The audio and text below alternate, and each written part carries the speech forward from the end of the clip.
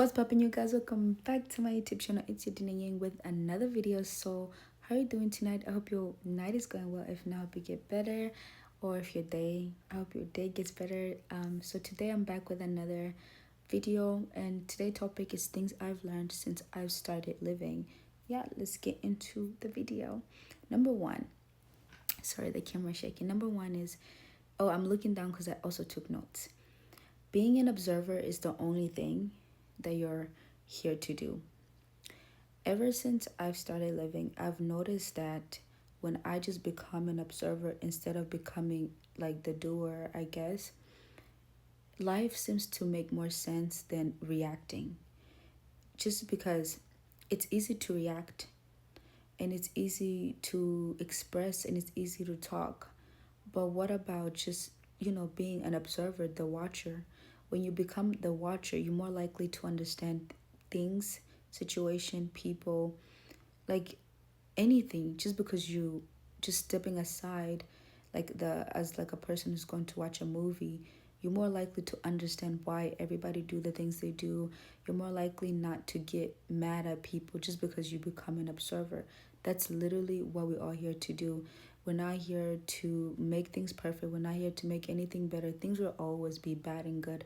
That's just the whole part of life. If it was all perfect, there would be no reasons for us to be here. There'll be no lessons for us to learn.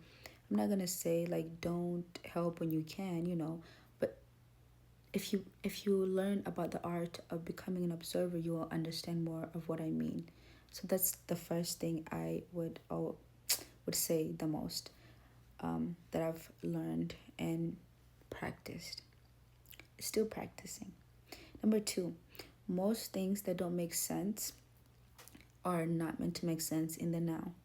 And trying to understand them makes you more frustrated. So if something in your life isn't making sense, allow it not to make sense. When it's the right time for it to make sense or for you to understand it, you will.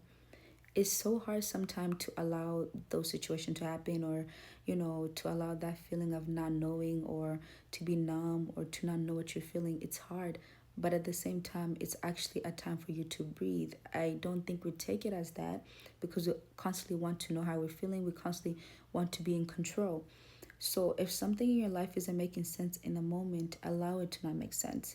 When it's the right time, it will make sense, because trying to figure it out is just another stress you're putting on your mind.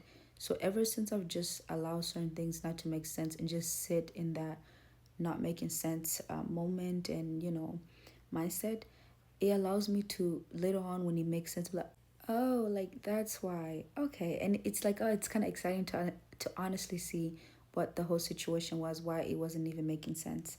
Number three, taking 10 minutes or more, being in solitude, will help you learn more about yourself. I love solitude. A lot of people don't like solitude because it's more of a confrontation to them, and they don't like being alone, or they don't like being alone too long with their thoughts, and it's understandable.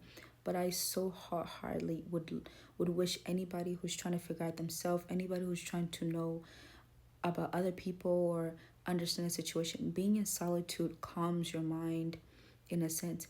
And when you practice solitude, you also learn to become an observer. Like the first thing I said, you're more likely to just observe your thoughts than fight your thoughts, because now you understand your mind is just always going to keep talking. You can't really stop the mind from talking, but you can observe it.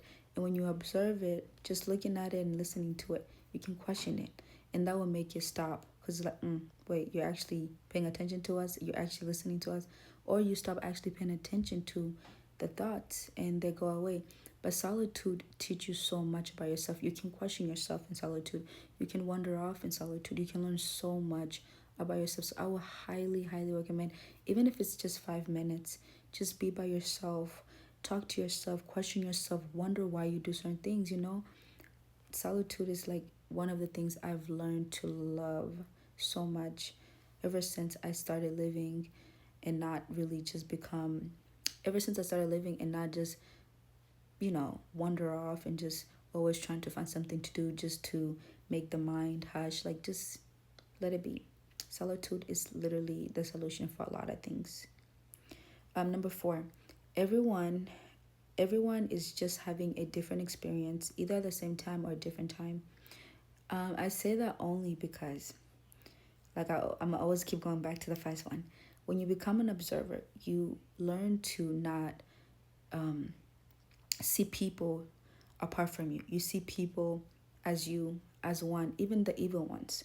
Only because when you really look at a certain situation, even if a person just killed another person, maybe in a different lifetime they was the one getting killed. Like, you just learn to just become an observer instead of reacting. And when you learn how to not react, it's like everything, your emotion and your, like, imbalance feelings, those little butterfly, they just, it just feels so settled. It's like it feels amazing and relaxed. Like, you're more relaxed, you're not hyper, like always feeling anxiety, always feeling like sadness. It's like none of that is real. So seeing everyone as you in different forms and different timing, it just helps you like to stay calm. It helps you not to get mad. It helps you not to feel like you need to start a movement. Like, don't get me wrong, and this is me talking on a spiritual site. I am not speaking from like a human mentality. This is all spiritual stuff. And I understand a lot of people don't see life like this, which is totally fine. When you get to a certain place in your mind, you will understand probably where I'm coming from. Lastly is becoming something or someone doesn't mean you're finished. So just enjoy the journey. Ever since I started living more, I've realized there's really no point of achieving anything. There's really no point of becoming anybody unless it's just for the fun of it and it's just for the moment. A lot of times we get caught up in like, if I become this, I'll be so happy. If I be like this, I'll be so happy. I'll be so happy. If I had this, I'll be so happy. That's from a human mentality. That is not what your soul wants. Your soul wants you to just be in the now, experience what you're experiencing.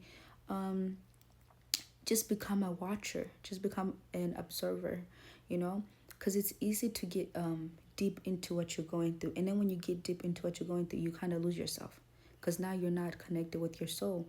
You're vibrating from a emotion that comes and go. You don't want to do that. So becoming something is amazing. Do it for the fun of it, but don't do it to burn out yourself, to burn out your light. It's never that deep. You don't want to end because of an obsession you have of what you want in life. Do it with joy, because if you realize anytime you get to the destination, it's boring. It's like, what now? I feel like the only fun part is the journey. So remember, it's just like when you get those new pair of shoes, you're so happy before you get them. And when you get them after you wear them a few times, it's like, oh, now I want something new. So remember to enjoy the journey. All this is here for a short amount of time. And don't beat yourself up for trying to become something or do something. It's going to happen when it's meant to happen. Just relax. Become a watcher. Anyway, I truly hope you enjoy this video. I love making this type of videos. If you do like this video, give it a thumbs up, comment, and subscribe. I hope you have a great night or a great day. See you in my next video. Good night.